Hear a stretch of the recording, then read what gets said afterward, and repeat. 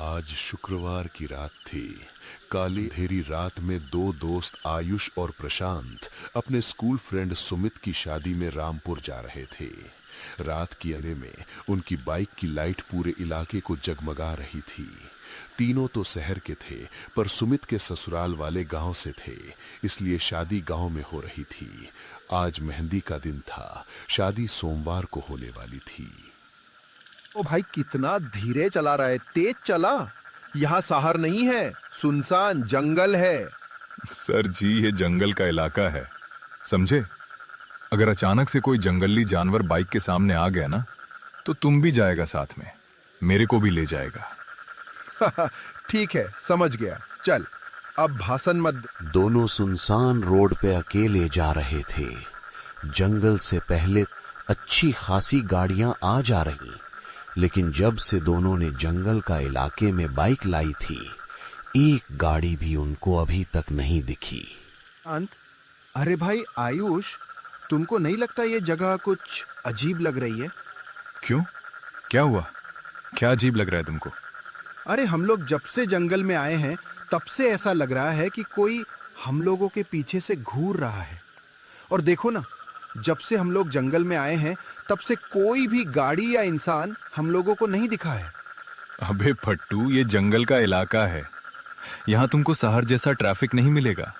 और रही घूरने की बात, तुम इतने सुंदर तो हो नहीं कि कोई भूतनी तुम्हें देखकर शादी का मन बना ले। दोनों बातचीत करते हुए आगे बढ़ रहे थे। दोनों तकरीबन 1 घंटे से बाइक चला रहे थे, लेकिन मानो जंगल खत्म होने का नाम ही नहीं ले रही थी। प्रशांत, कहीं हम लोग रास्ता तो नहीं भटक गए? हम लोग इतनी देर से चले जा रहे हैं, लेकिन सिर्फ जंगल दिखाई पड़ रहा है। यहाँ सिर्फ एक यही मैं रोड है, समझा?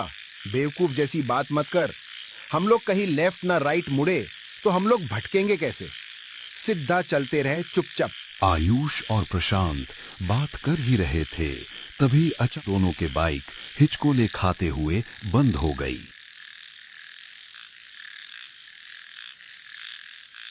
ये कैसे हुआ? बाइक तो कल ही सर्विसिंग कराई थी, दोनों फिर क्या हो गया? मुझे मत पूछ। मैंने बोला था मेरी कार से आते हैं, लेकिन तुझे तो जंगल के नजारे देखने थे। अब देख नजारे। दोनों बाइक के साइलेंसर से धुआं निकलते जा रहा था। पहले जो जंगल पूरा शांत था, अब वहां सियार पहाड़ों से अपनी आवाज से पूरे जंगल को जगा रहे थे। जंगली कुत्ते भौंक के डरा रहे थे। लग रहा था मानो पूरा जंगल इन दोनों को भागने के लिए कह रही हो। अरे यार, यहाँ ये मुसीबत कम थी कि ये जंगली जानवर चिल्ला के पूरे जंगल और मुझे डरा रहे हैं। प्रशांत अपनी बात कह ही रहा था कि तभी प्रशांत ने जो दृश्य देखा, उससे उसके रोंगटे खड़े हो गए। पूरा शरीर कांपने लगा। उसे इतना घबराया हुआ देख आयुष उससे पूछता है, आयुष, क्या हुआ सर जी? तू इतना कांप क्यों रहा है? इतनी ठंड में भी तुम्हारे माथे में पसीना आ रहा है। पीछे देख, तेरे पीछे कोई औरत हंस रही है।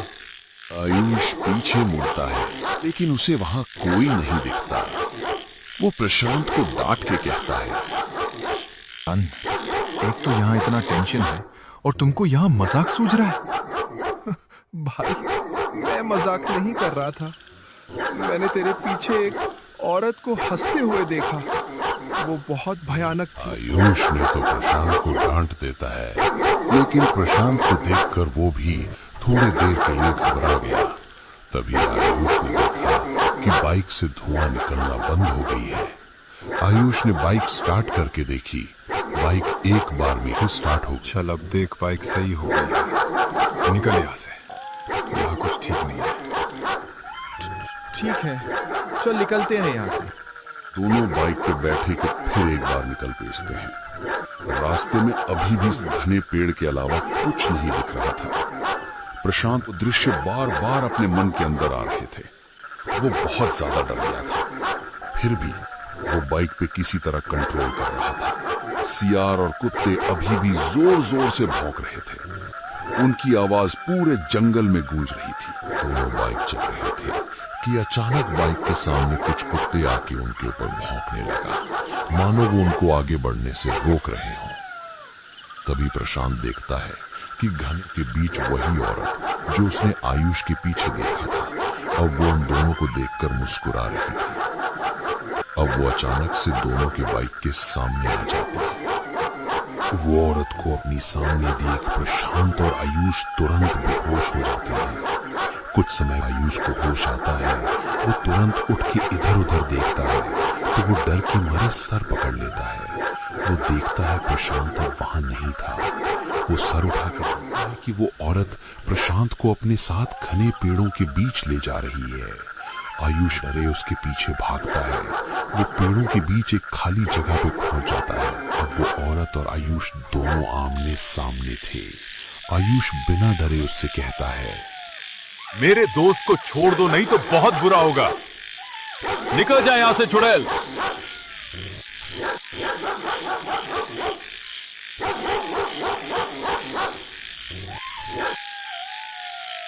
उसकी ये बात सुन के आयुष इतना घबरा जाता है कि वो ठीक से खड़ा भी नहीं हो पा रहा था।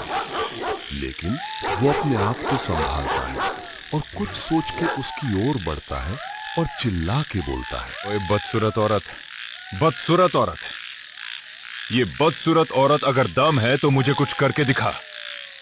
ऐसा सुनते ही वो चौंक जाती है। वो उठ के भागने लगती है। आयुष भी उनके पीछे भागता है और अपनी आवाज को जोरों से बोलते रहता है। औरत अचानक से जोरों से चीख के गायब हो जाती है। आयुष तुरंत रुक जाता है और तुरंत वो प्रशांत के पास जाता है। प्रशांत वहां बेहोश पड़ा था। आयुष तुरंत प्रशांत को उठाता है और तुरंत बाइक के पास जाता है। वो दोनों कांपते हाथों से बाइक पूरी रफ्तार से भगाते हैं।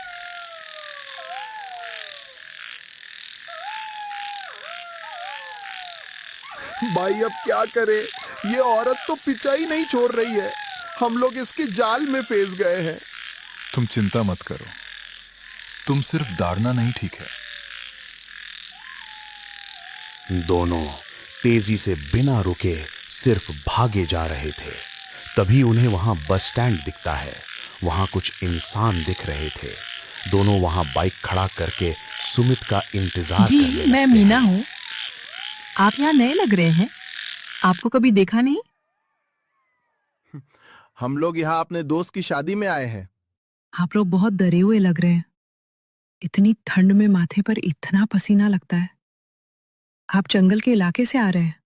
हाँ, लेकिन आपको कैसे पता कि हम जंगल के इलाके से आ रहे हैं? दरअसल वो छलावा थी। वो रात के आने जाने वाले मुसाफिरों को देखती है। जिसके मन में डर दिखता है उन्हें वो छलावा पकड़ लेती है। लगता है आप लोग के मन में डर नहीं था, इसलिए आप लोग बच गए।